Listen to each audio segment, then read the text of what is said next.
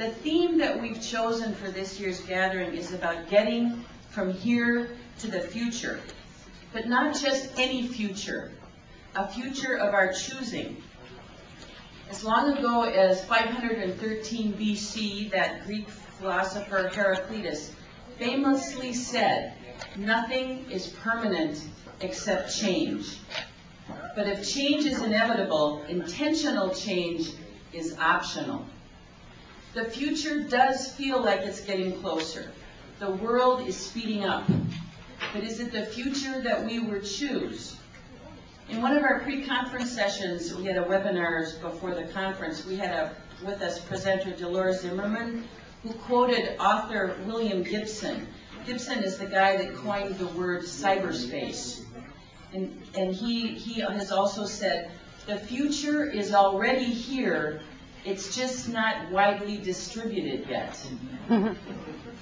Those of you who were able to join Drew Digby for yesterday's walking tour of downtown Duluth redevelopment caught a glimpse of one version of what intentional change can look like.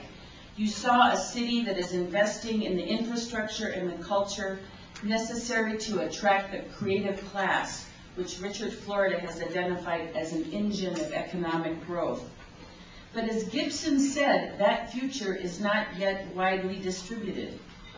Many policymakers and community leaders still have not embraced the notion that broadband is no longer a nice to have, but a gotta have. Although evidence abounds that broadband is the critical infrastructure of the 21st century digital networked economy, our nation, our national policies, and our state policies have yet to catch up.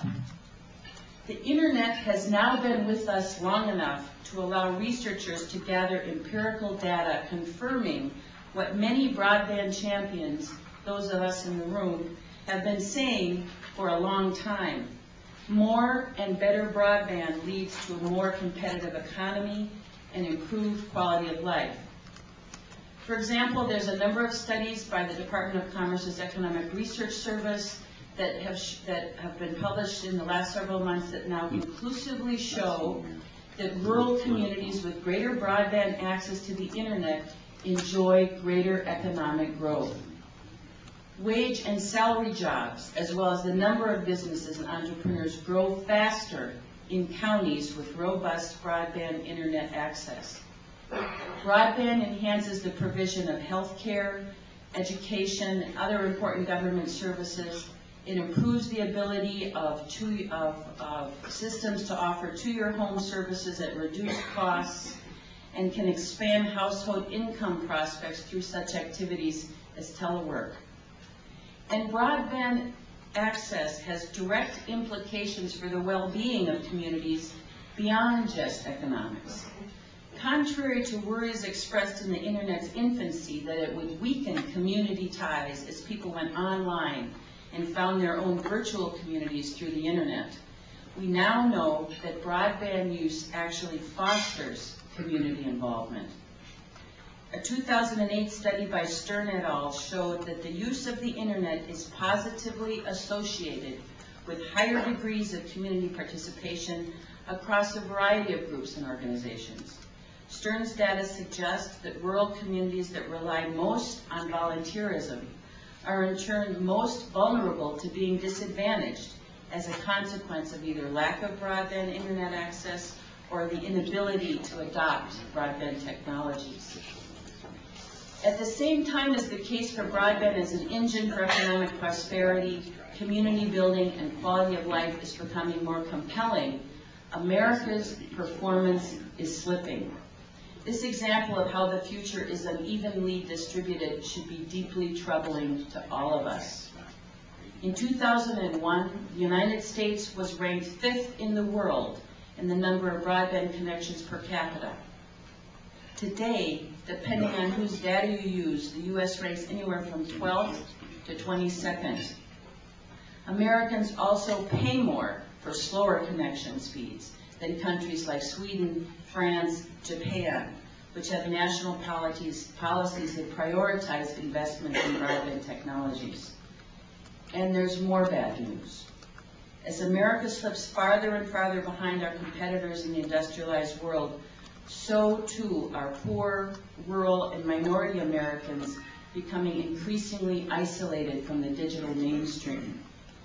According to a study released in August by the Communication Workers of America, 46% of rural households do not subscribe to broadband, and usage varies by income.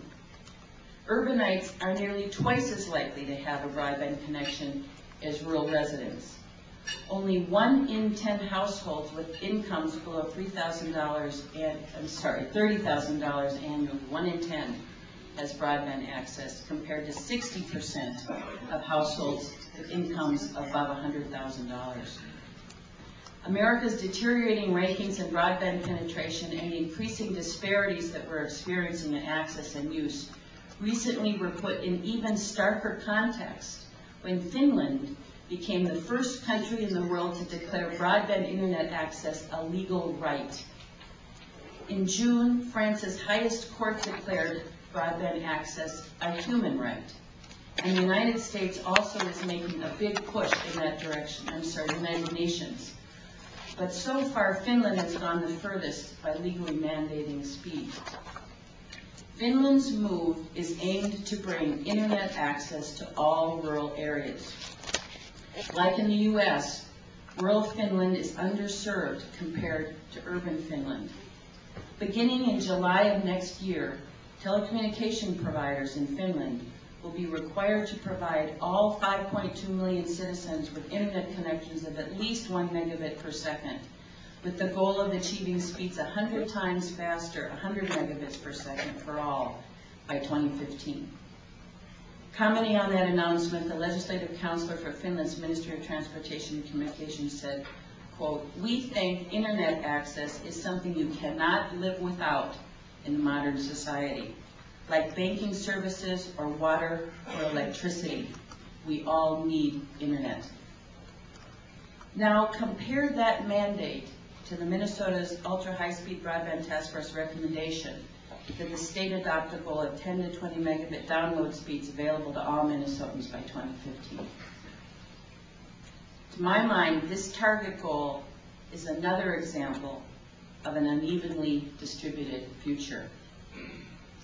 I'm going to conclude my reflections by returning to the place I began to talk about our conference theme of getting from here to there, and about the challenge of ensuring that the future is more evenly distributed, including to our rural Minnesotans. So far, we're still seeing uneven distribution in the acceptance of broadband as a critical infrastructure for the future, uneven distribution in the quality and cost of broadband access for rural and urban, rich and poor, well and undereducated citizens, Americans and our competitors, and uneven distribution in thinking about internet access in terms of legal and even human rights. To misquote something my father often says, in terms of internet access, it's better to be young, urban, and rich than poor, old, and rural. And it's better to be Finnish, or Japanese, or Swedish, or French than Minnesotan. One development that does make me hopeful about our ability to get from here to a future we would choose for our children and our communities is the recent increase in the level of engagement and organizing now at play to bring a vibrant, evenly distributed future to all corners of our state. Over the past